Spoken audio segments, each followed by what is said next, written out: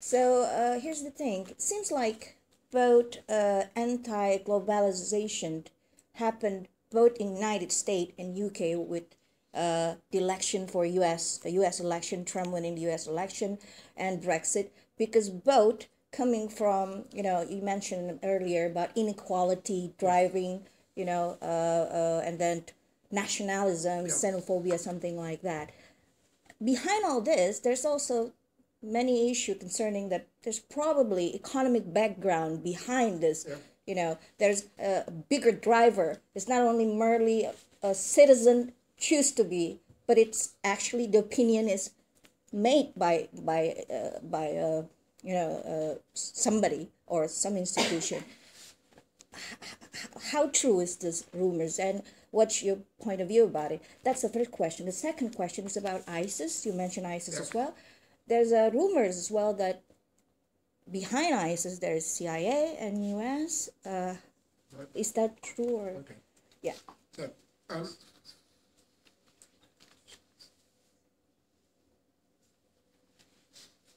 I mean, sometimes there are real conspiracies behind some events which shake particular nations or the world. And to take a contemporary example, the attempted coup in Turkey on the 15th of July last year was the result of a most extraordinary, highly organised, very secret conspiracy by people who are followers of Fethullah Gulen, who penetrated all sorts of elements of the state of Turkey, as well as some what are called Kemalists, sort of very strong secular Republicans in Turkey, and that was a conspiracy and almost succeeded. Mainly events like the protests against globalization. I mean, it's not possible. They are not the result of a conspiracy, not remotely, but they are a result of economic and social forces, which in a world which is as interlinked as ours, may take place at roughly the same time in different countries. Mm-hmm. And after all, if you take the 2008 financial crisis was a world financial crisis. It didn't affect all countries in the world in the same way, but many European countries, including many countries, including those in Europe and the United States, were very badly affected. Mm-hmm. And it's had a similar, not the same effect, but a similar effect in terms of leading to living standards of people normally at the bottom of the income level anyway, either seeing their income levels go down further or stay static, whilst others have seen their incomes rise. And that leads to a real level of resentment, and then can lead to, as I said downstairs, to people blaming the other for this, because it's easy to blame people that have different colour skin or a different religion, because they're different. And notoriously, what happened in Germany in the 1920s, and the economic collapse of Germany, hyperinflation, mass unemployment, was a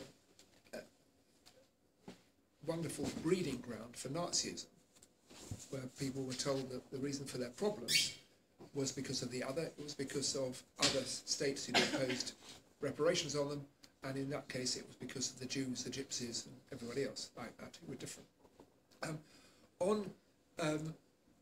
Is the CIA pulling the strings of ISIS? That's just, in fact, no is the answer, and you shouldn't believe it. It's completely... You were exercising diplomacy there. It's just simply untrue. Okay. I mean, I've had people on the doorstep telling me that 9/11 was caused by the CIA. Well, it wasn't. Okay. Question there, and then Nick. Go.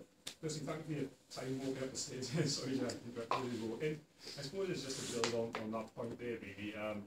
Looking at Brexit and the kind of UKIP and support they've had over the last 12, 18 months, and with Trump and so on there. So there are lots of factors, and financial is one of those things. But looking at, as we spoke about earlier, with the destabilisation of Iraq, which really is, I suppose, in some respects, supported the rise of the Islamic State.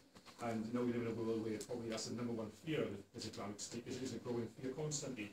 and has pushed people to kind of vote for Brexit and things of that sort, which, you know, do you kind of support that theory, that kind of the destabilisation of Iraq has led to the rise of Islamic State? And do you think, that's a contributing factor to the way people are feeling at the moment in time and voting?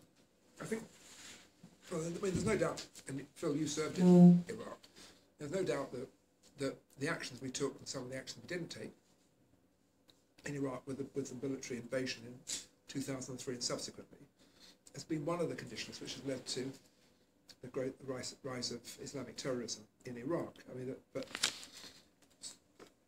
I've never argued against that. That was formed part of my evidence to Chilcot, because it seems to me to be perfectly obvious.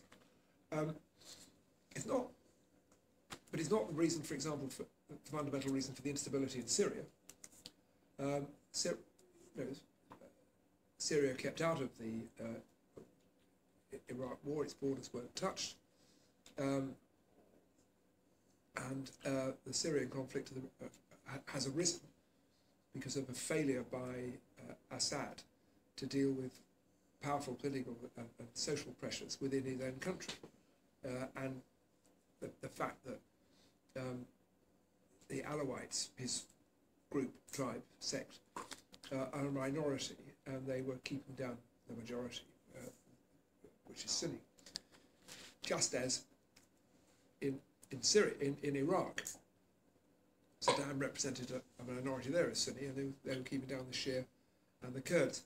I mean, the $64,000 question is, what state would Iraq be in had it not been for the invasion? And I'm not resigning from my responsibility for Iraq at all here, but the idea that it would have all been peace and light is total nonsense. It's highly probable, given the brutality and lack of legitimacy of the Saddam Hussein regime, it would have exploded with even, as a society, with even greater force than Syria did, and there'd been even bloodier civil war there. The difference would be that no one, as it were, could point the finger at the United Kingdom or people like me, but that's in a sense an irrelevance, because it would have been really bloody. Nick. I work for a large FMCG food manufacturer. Sorry, for a large FMCG, so we supply the major retailers in the UK, and we produce fresh products where the products don't last fresh forever, and at some point they will rot.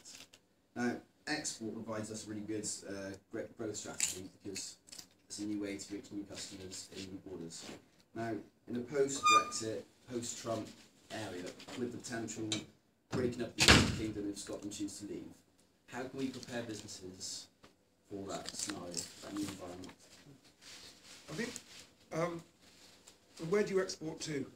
So at the moment we are in the UK, but I'm leading export strategies into France, Germany, and hopefully the rest of Europe. Right, okay. Number one, they'll break up with the United Kingdom. It hasn't broken up yet.